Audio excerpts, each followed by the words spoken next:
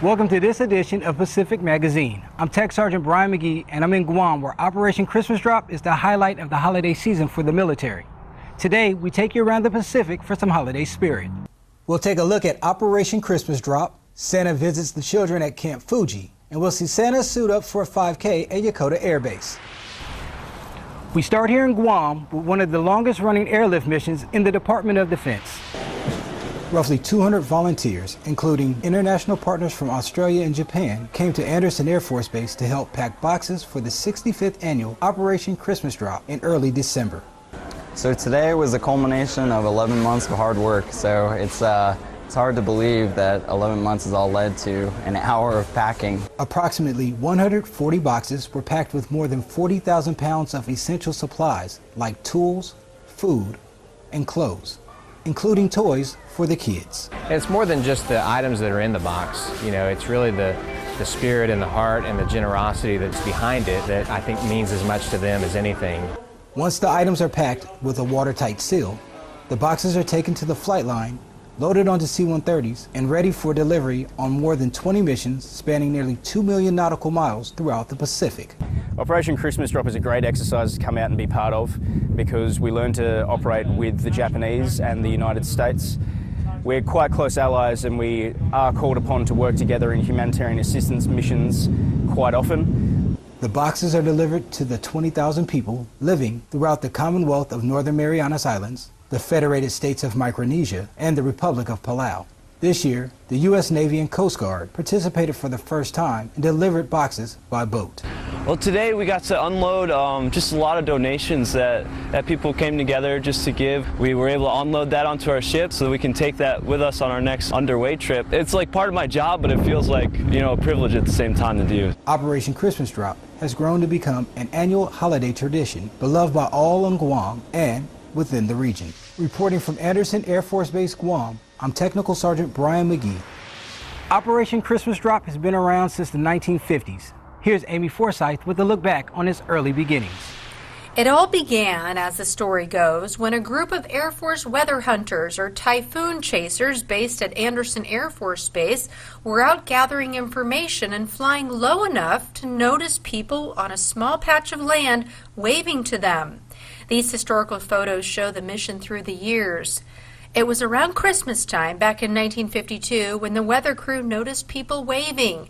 They quickly gathered some items that they had on the plane and placed them in a container with a parachute attached and dropped the cargo as they circled around.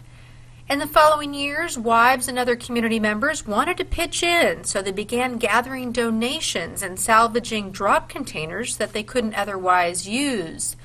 The effort was privatized in 1982 and the community of Guam began to get involved.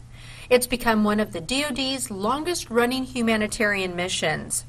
A few years ago, the Air Force sent a military journalist to one of the islands to see just how the islanders would receive the items. The boxes were gathered up by the islanders and the items were sorted out.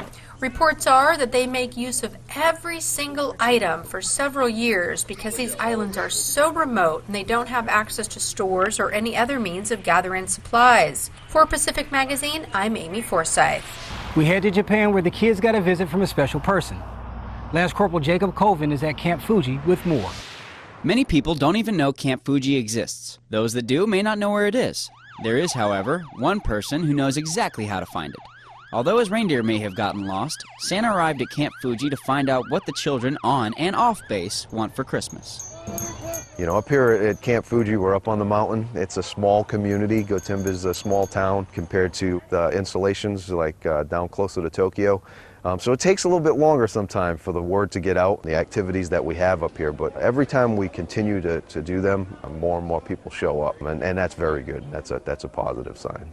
The children got the chance to meet and take a picture with Santa Claus, while the Marine volunteers made their visit even better by giving the kids what they really want: presents.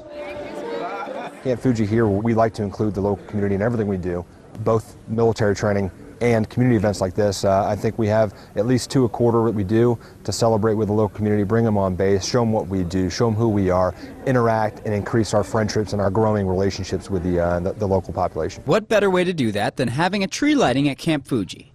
3, 2, 1! And what better tree to use than the one donated by the Fuji Friendship Association? Reporting from Camp Fuji, I'm Lance Corporal Jacob Colvin. We go to Yokosuka Naval Base, where Petty Officer Chase Holly shows us how a few trees are boosting holiday spirits. Yokosuka Naval Base is decking the halls this holiday season at the historical base headquarters building. With Christmas music and carols, more than 30 decorated trees, and photos with Santa, and performances by choirs and dance groups, there is something for everyone during this year's Festival of Trees. The best thing about Festival of Trees are the trees. Looking at the trees, everything is different. All the decorations are unique to the command. The schools have handmade decorations. There's a lot of pictures of sailors. Everything is just different. There's no tree the same. Santa is here all day, both days, for photos and for kids to meet him. We have different entertainment both days. This year we had all choirs, school choirs on Saturday, and we have 2 dance groups today. This is the first year dance groups have performed at the festival, and it has inspired a little extra dancing during an impromptu sing-along during a piano recital. Reporting from Yokosuka Naval Base, I'm Petty Officer Chase Holly.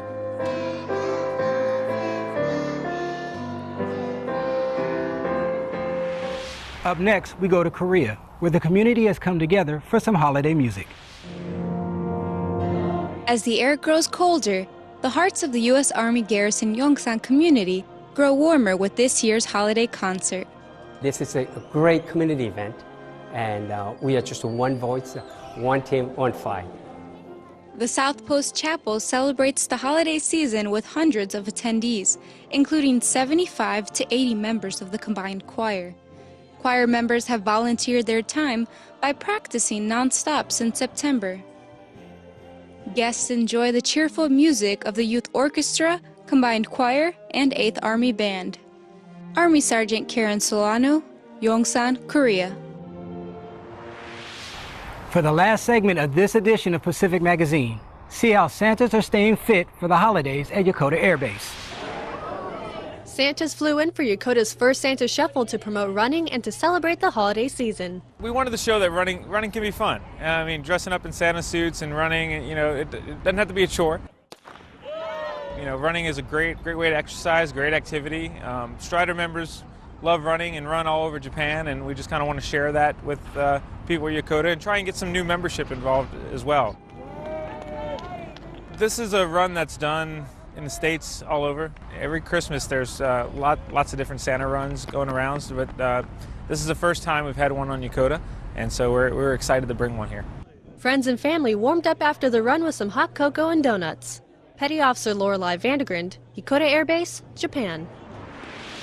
And that does it for this special holiday edition of Pacific Magazine. I'm Tech Sergeant Bryan Magee in Guam. Thanks for watching, and happy holidays.